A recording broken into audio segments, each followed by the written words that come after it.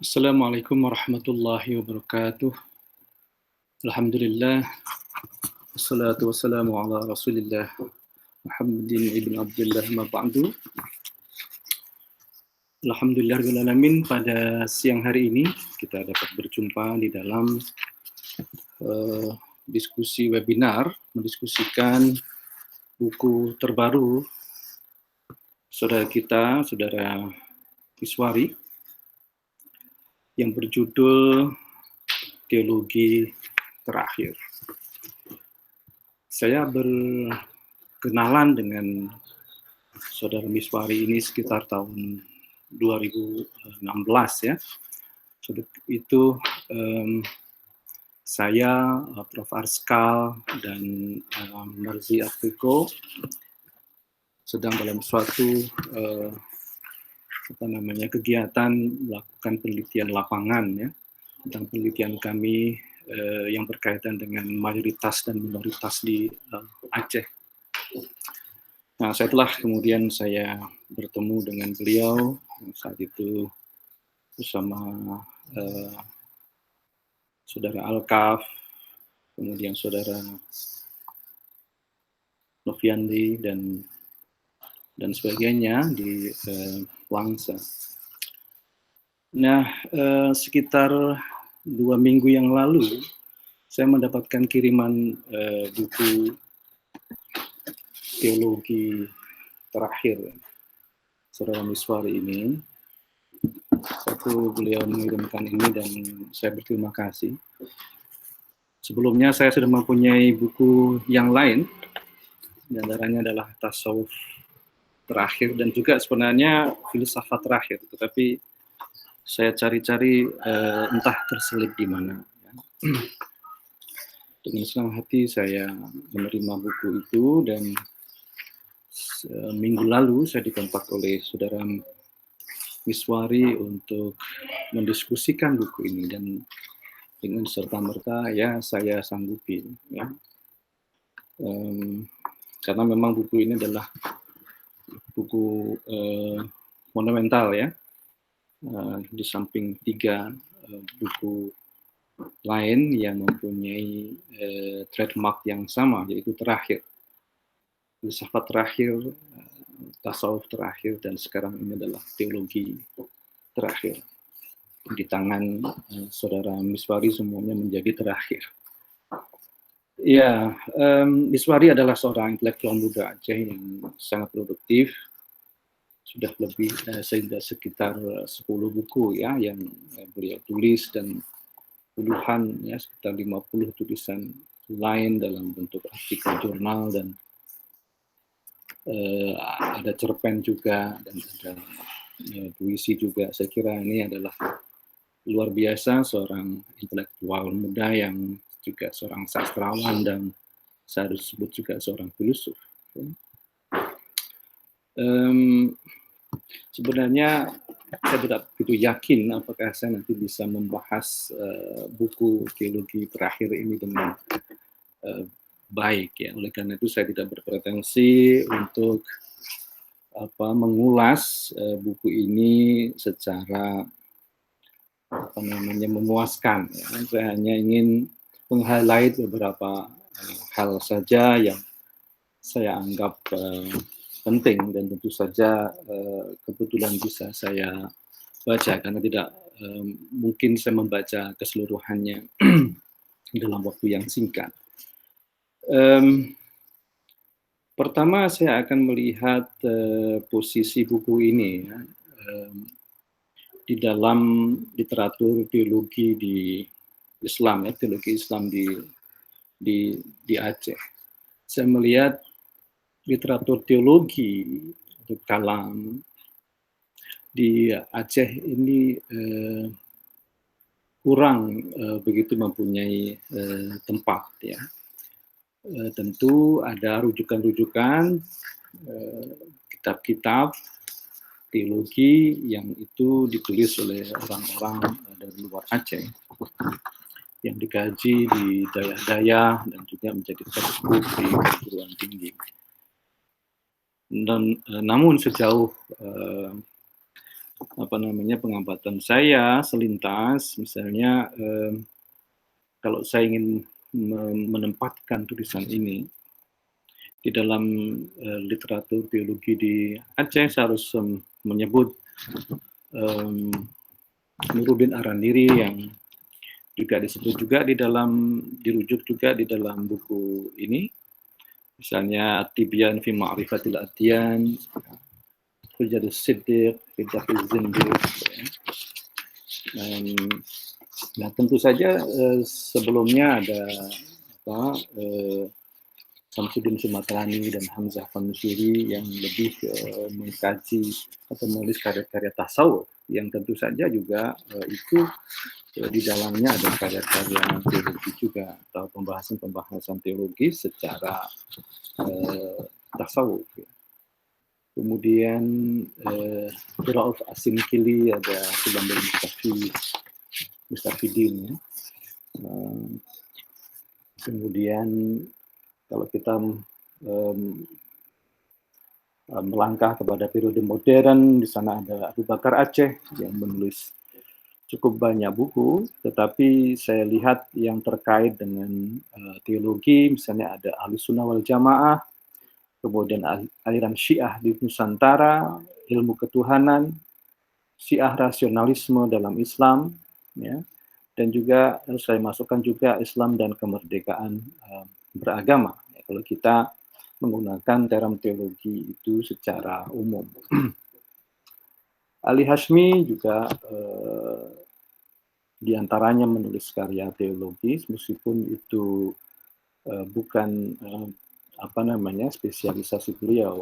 Misalnya Syiah dan Ahlus-Sunnah saling berebut pengaruh di Nusantara. Ini tentu saja kajiannya adalah kajian historis, ya, ketimbang kajian teologis. Kemudian kita mengenal Profesor Ahmad Daudi, ya, yang dulu juga merupakan rektor IAIN, ya, Araniri sekarang UIN. Misalnya ada judulnya Syekh Nuruddin Araniri, Sejarah, Karya, dan Sanggahan Terhadap Wujudiyah di Aceh. Kemudian juga karya beliau yang lain, Allah dan Manusia, dalam konsepsi Syekh Nuruddin Araniri. Dan mohon maaf jika saya belum sempat untuk melakukan kajian elaboratif tentang literatur teologi di Aceh ini, tapi saya kira Aceh masa kini lebih banyak dipenuhi dengan literatur hukum Islam atau syariah, fikih, dan seterusnya. Oleh karena itu munculnya buku teologi terakhir dari saudara Miswari ini adalah karya yang penting, ya, di tengah lebih banyaknya karya-karya tentang hukum Islam. Itu pertama. Kemudian yang kedua, ketika saya membaca buku judul teologi terakhir, tentu saja saya kira juga teman-teman yang lain akan bertanya-tanya, apa itu teologi terakhir? Ya. Misalnya di dalam Hasanah Klasik Islam, kita mengenal penggunaan istilah atau ada karya yang judulnya Al-Bidayah wal Nihayah. Yang permulaan dan yang terakhir. Ini adalah karya sejarah, ya, Ibnu Katsir. Kemudian kita mengenal Mula Sadra dengan Al-Hikmah Al-Muta'aliyahnya, yaitu filsafat muta'aliyah itu yang paling tinggi, ya, yang tertinggi. Ya. Kemudian pada periode modern kita mengenal di dalam kajian politik Francis Fukuyama dengan The End of History and the Last Man, yang akhir sejarah dan manusia terakhir. Ya, ini mengingatkan kita pada judul-judul itu. Ya. Awalnya saya agak kesulitan mencari apa itu pengertian teologi terakhir, tapi ternyata saya mendapatkan di bagian awal di dalam pengantar, yaitu di halaman 5. Ini saya baca langsung saja apa adanya. teologi terakhir ini didefinisikan sebagai cara pandang atas setiap persoalan tentang ketuhanan dan hal-hal yang berkaitan dengannya melalui perspektif yang terbuka, humanis, tanpa meninggalkan dimensi ilahiyah dalam setiap ikhtiar manusia. Nah, ini menarik definisi Saudara Miswari ini terkait term teologi terakhir ini. Ya. Kemudian dia juga melakukan klaim bahwa teologi terakhir ini hadir untuk menawarkan cara pandang keagamaan sesuai dengan setiap manusia yang hidup dalam budayanya. Nah, ini saya kira pengertian yang menarik yang ditawarkan oleh Saudara Miswari terkait dengan teologi terakhir ini. Mari kita lihat satu persatu. Yang pertama tadi adalah cara pandang. Ya. Jadi di sini Saudara Miswari menyuguhkan satu perspektif, ya, satu perspektif alternatif, ya, terhadap apa? Ya, terhadap setiap persoalan tentang ketuhanan.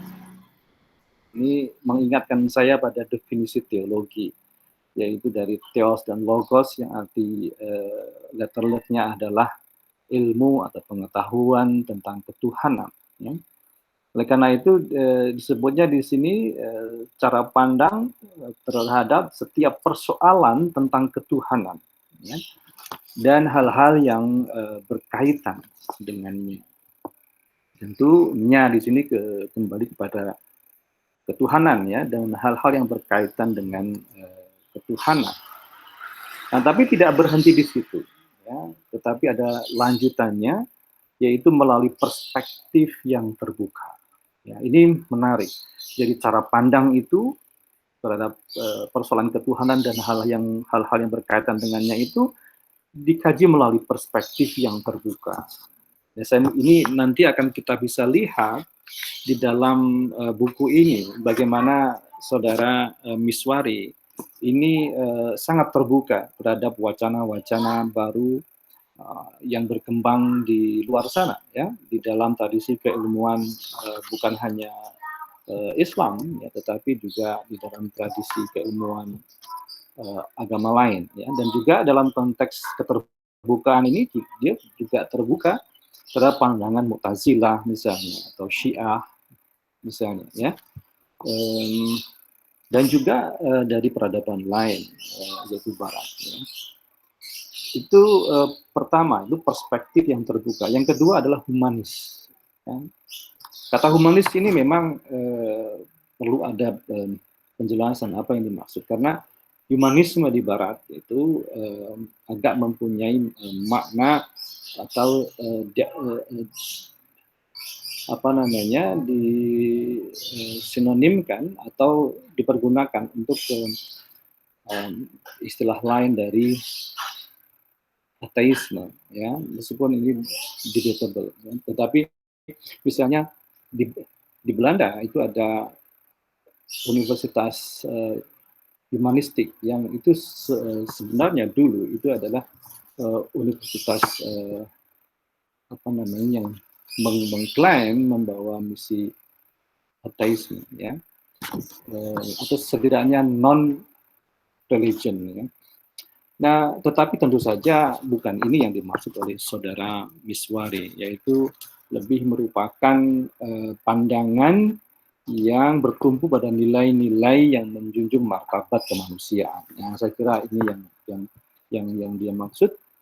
Ya, tadi terbuka, humanis, dan yang ketiga adalah tanpa meninggalkan dimensi ilahiyah dalam setiap ikhtiar manusia. Jadi memandang setiap ikhtiar manusia, upaya manusia itu di balik itu semua ada dimensi ilahiyah, ada jejak-jejak ketuhanan di dalamnya. Nah, saya kira ini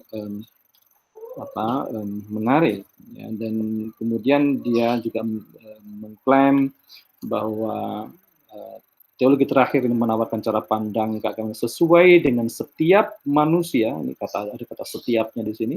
Setiap manusia yang hidup dalam budayanya. Dengan demikian, perspektif yang digunakan oleh saudara Miswari ini adalah memandang manusia dalam konteks, ya, terutama dalam konteks budayanya. Nah, ini yang saya kira perlu kita gunakan pengertian ini di dalam membaca teologi terakhir ini. Dan saya kira saya melihat definisi itu ada di dalam atau terkandung di dalam pembahasan chapter per chapter dari buku ini. Meskipun saya masih bertanya-tanya juga. Ya. Ada dua pertanyaan sebenarnya terkait dengan ini. Yang pertama adalah mengapa teologi terakhir ini tadi dikatakan sebagai cara pandang terhadap persoalan tentang ketuhanan dan hal-hal yang terkait dengannya, dengan ketuhanan. Mengapa bukan cara pandang atas setiap persoalan kemanusiaan dan hal-hal yang terkait dengannya, yaitu tentang terkait dengan kemanusiaan, ya. Mengapa tidak seperti itu? Karena saya lihat sebenarnya pembahasan di sini adalah lebih terkait dengan problem-problem kemanusiaan dan bagaimana cara pandang keagamaan terhadap problem-problem kemanusiaan itu. Ya. Ini saya kira pertanyaan pertama saya ketika membaca ini dan atau mengetahui definisi teologi terakhir ini. Itu yang pertama. Dan yang kedua, apa makna terakhir di situ? Ya. Apakah terbuka, humanis, dan melihat dimensi ilahiyah itu yang dimaksud terakhir? Ya. Ataukah itu terakhir dalam pengertian an-nihayah, seperti Ibnu Katsir tadi, yang sebenarnya itu adalah sejarah dari Nabi Adam sampai kepada masanya. Nihayah di situ sebenarnya adalah masa terakhir, masa kontemporer dirinya, ya. Atau sebenarnya semacam al-hikmah al-muta'ali, yang paling tinggi, ya, atau itu, atau bahkan semacam seperti kata-kata al-muntaha, ya, sidratul muntaha, ya.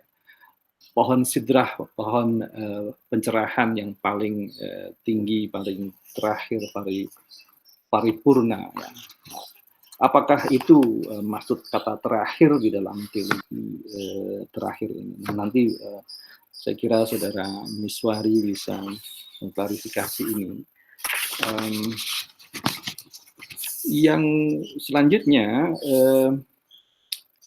yang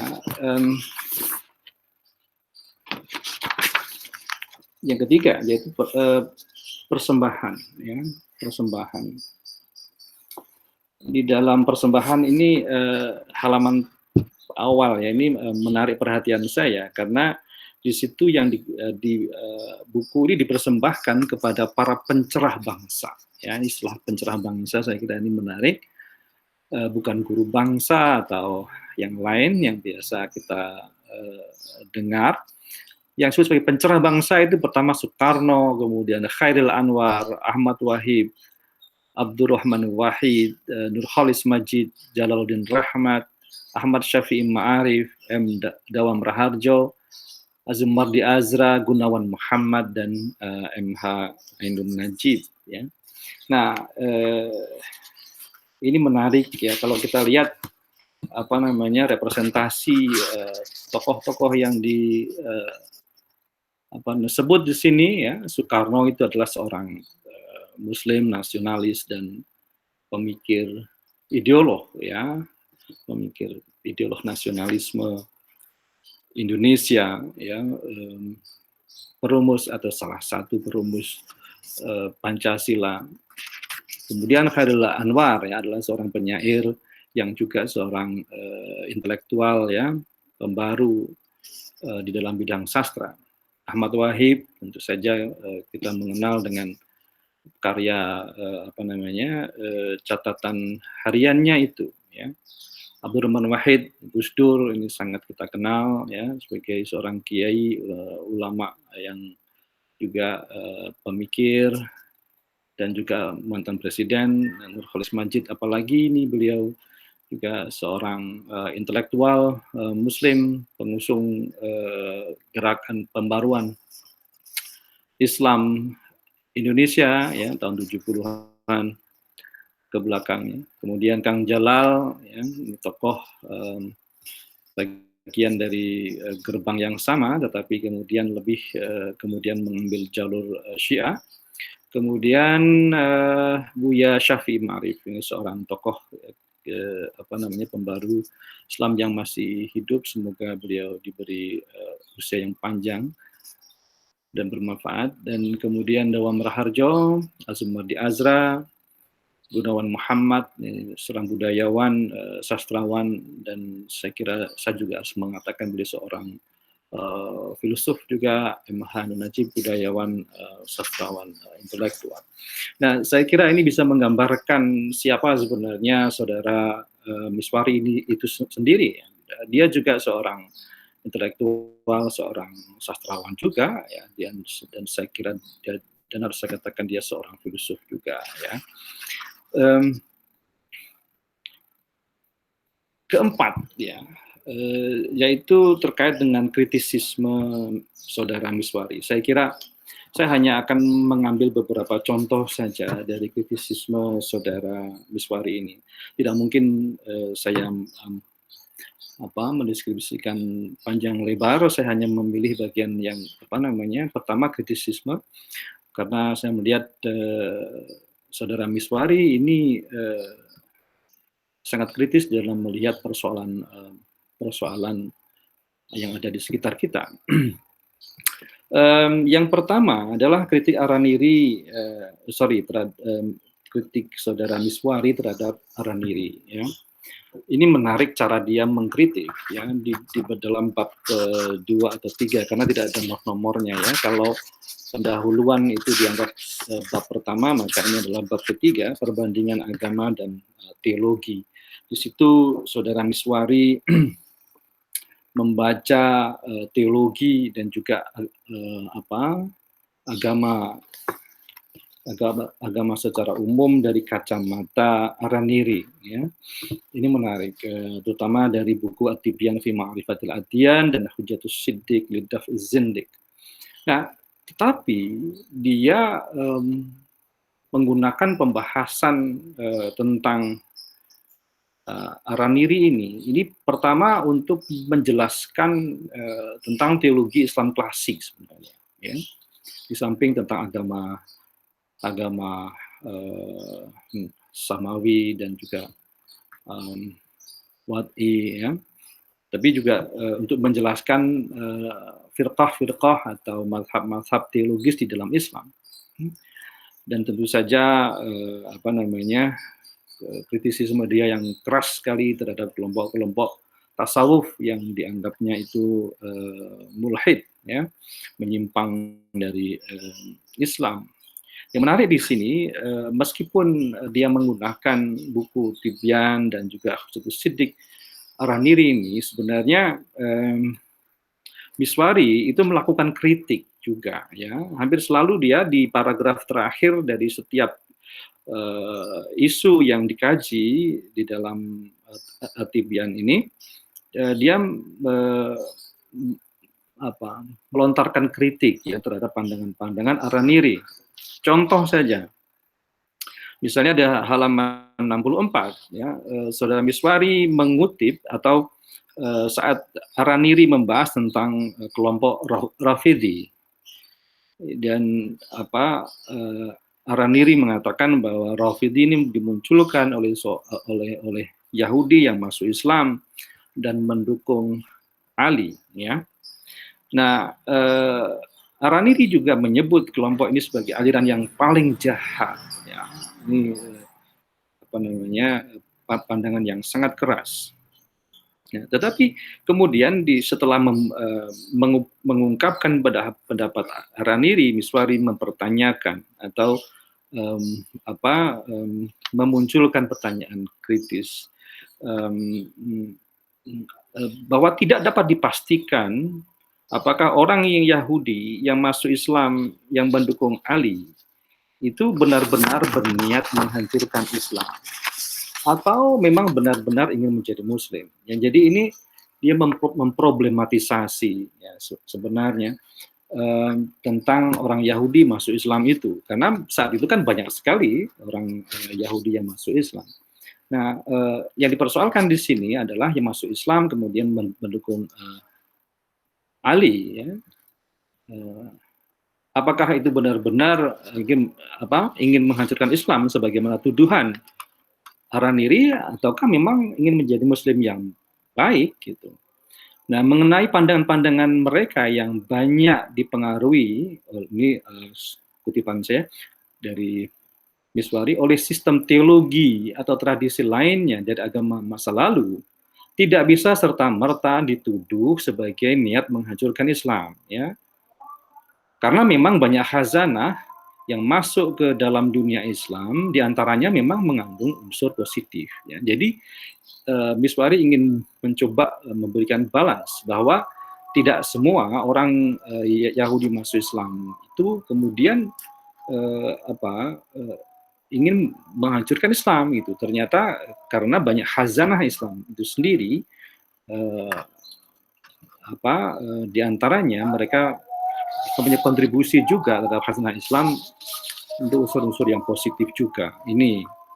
Kemudian saat membahas tentang sufi yang dianggap mulhid itu, Miswari memberikan kritik terhadap Ibnu Arabi dan Hamzah Fansuri, mengajarkan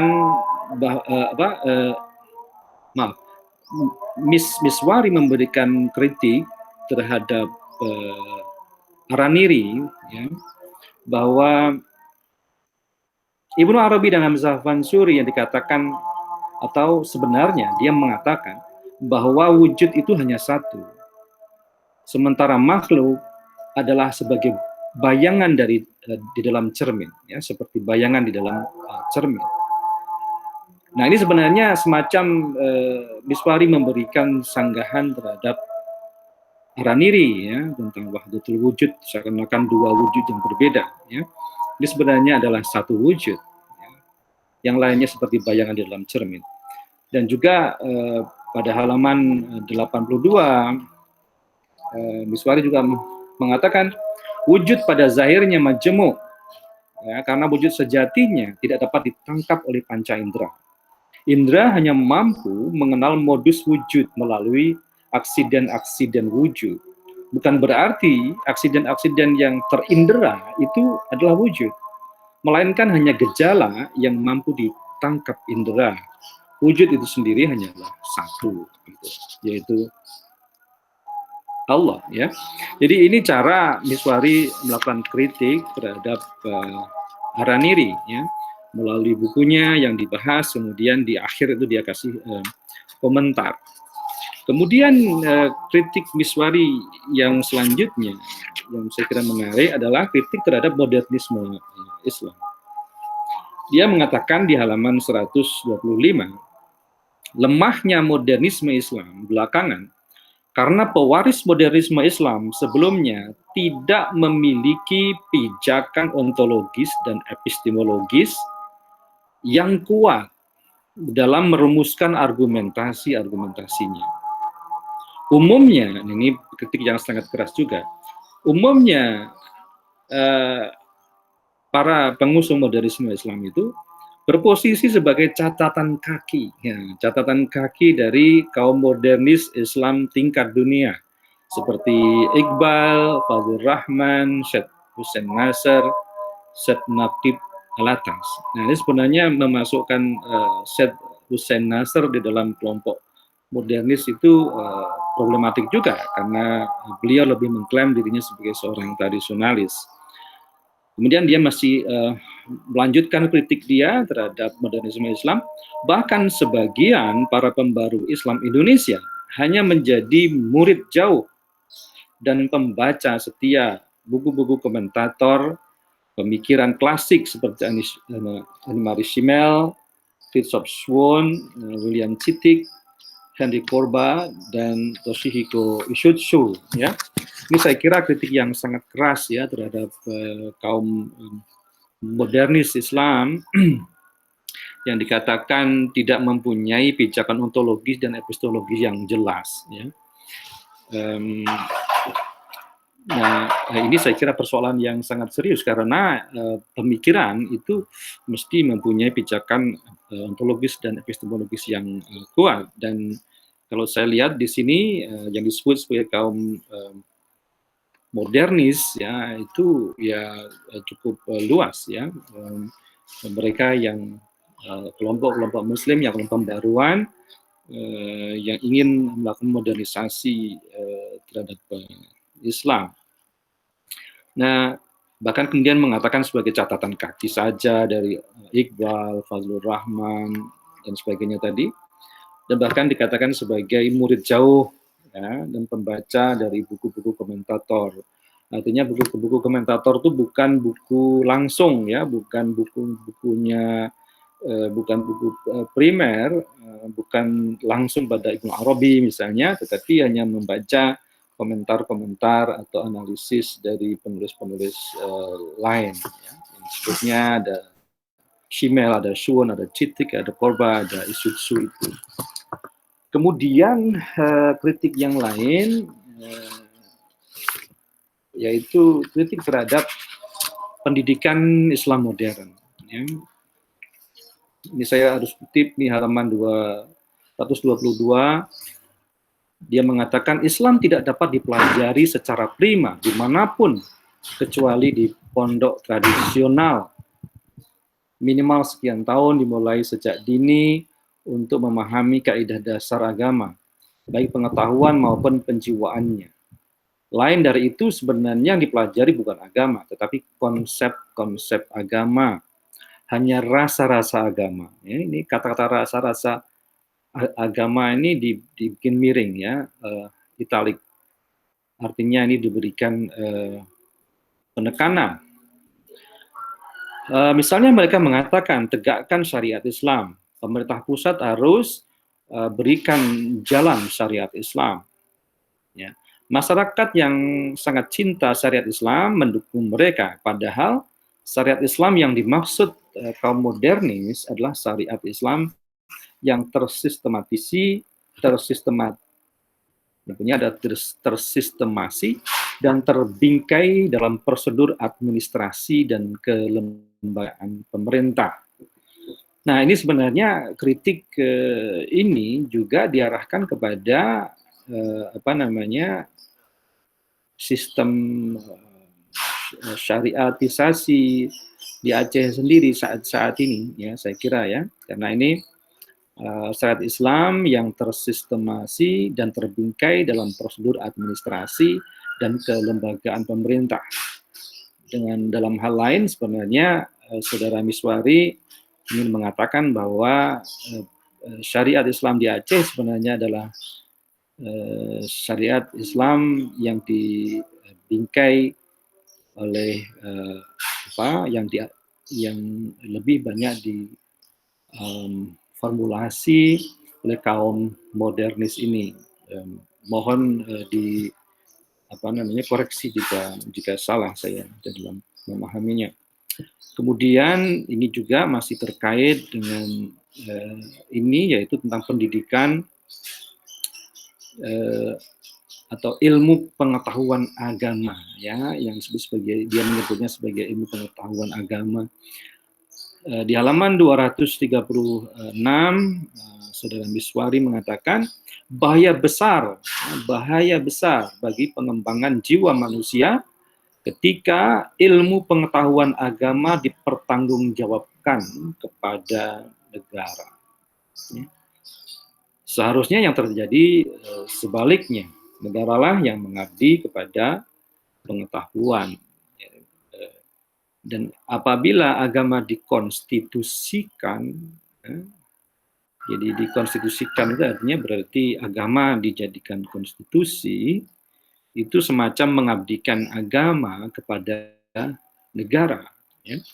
Nah, ini saya kira Saudara Miswari menawarkan suatu perspektif yang beda dari perspektif mainstream di Aceh yang cenderung untuk melakukan dalam bahasa dia ini konstitusionalisasi agama di dalam negara itu, atau mungkin positivisasi agama di dalam negara. Dia menyebut itu sebagai upaya mengabdikan agama kepada negara, bukan sebaliknya. Nah, ini beberapa contoh saja dari kritik Saudara Miswari yang kita bisa melihat cukup keras juga ya kritik-kritiknya itu. Dan mungkin nanti di dalam forum ini dapat dielaborasi di mungkin klarifikasi beberapa pertanyaan saya tadi ya. Dan saya tidak akan berpanjang lebar. Saya ingin terakhir mengatakan bahwa dibanding buku dia yang sebelumnya, yaitu Filsafat Terakhir dan Tasawuf Terakhir, tampaknya teologi terakhir ini lebih bersifat akademis, ya, atau setidaknya akademis kritis. Kita melihat di sini banyak sekali catatan-catatan kaki, ya, dan dari segi strukturnya, ya, itu sangat seperti buku-buku akademis yang lain, tetapi ya tetap Miswari menawarkan pertanyaan-pertanyaan dan pernyataan-pernyataan kritis ya terhadap baik teologi Islam atau pemikiran Islam atau bahkan juga tentang penelitian keagamaan Islam ya. Misalnya satu hal yang ingin saya singgung juga di sini, Saudara Miswari sangat skeptis terhadap penggunaan teori ya di dalam penelitian keagamaan ya, atau penelitian teologi dan seterusnya. Dia melihat bahwa penggunaan yang penting adalah data, ya, yaitu data yang diperoleh dari observasi dan wawancara dan sebagainya, itu yang paling penting ketimbang penggunaan teori ya. Nah, saya harus memberikan komentar di sini jika pengertiannya adalah menggunakan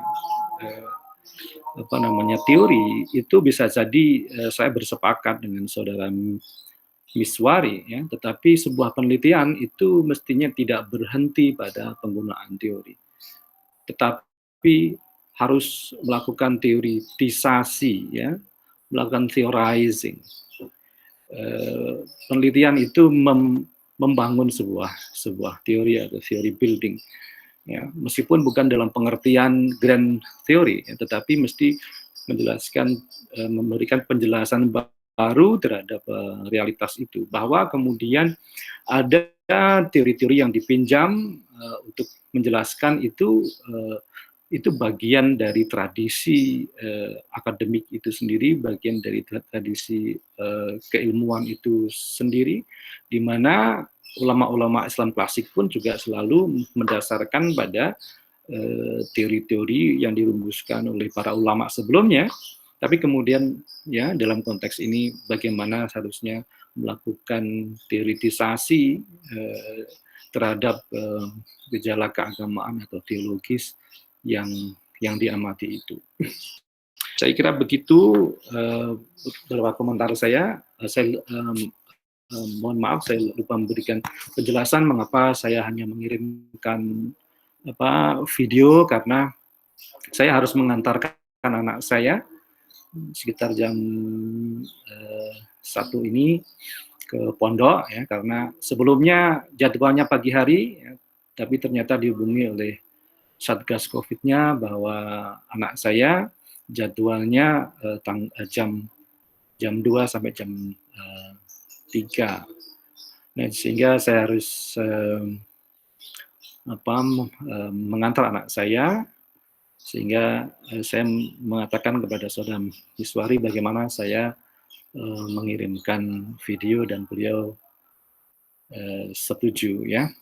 Saya kira demikian. Sekali lagi terima kasih atas kepercayaannya kepada Saudara Miswari dan juga panitia yang mengundang saya ini, dan semoga komentar saya yang sedikit yang mungkin tidak terlalu substantif ini yang bisa saya lakukan. Ada kekurangan, mohon maaf yang sebesar-besarnya. Sekali lagi saya harus mengucapkan selamat kepada Saudara Miswari atas terbitnya buku teologi terakhir ini. Semoga ini juga menstimulasi para anak muda Aceh, yang intelektual muda Aceh, dan juga kaum Daya juga ya, untuk dan juga tentu saja di perguruan tinggi, untuk bukan hanya menggali tentang syariah Islam dan seterusnya, tetapi juga mengenal teologi-teologi di dalam Islam, karena beberapa konflik yang muncul di Aceh akhir-akhir ini sebenarnya banyak dipicu oleh persoalan-persoalan teologis ya, yang jadi sebenarnya teologis lama ya, yang kemudian dimunculkan kembali oleh beberapa kelompok di Aceh. Oleh karena itu penting untuk mengetahui, kaji kembali teologi Islam, dan apalagi di sini Saudara Miswari meluaskan cakupan teologi bukan hanya pada teologi klasik, tapi juga yang saya kira saya belum menemukan istilahnya di sini, tapi sebenarnya ini ada satu istilah yang muncul di awal abad 20 ya, namanya kalam jadid ya. Ahmad Khan, Shibli Nu'mani dan sebagainya, dan kemudian juga berkembang di Iran yang menggunakan istilah teologi jadid ya. Saya kira begitu, ada kekurangan, maaf. Wabillahi taufiq wal hidayah. Assalamualaikum warahmatullahi wabarakatuh.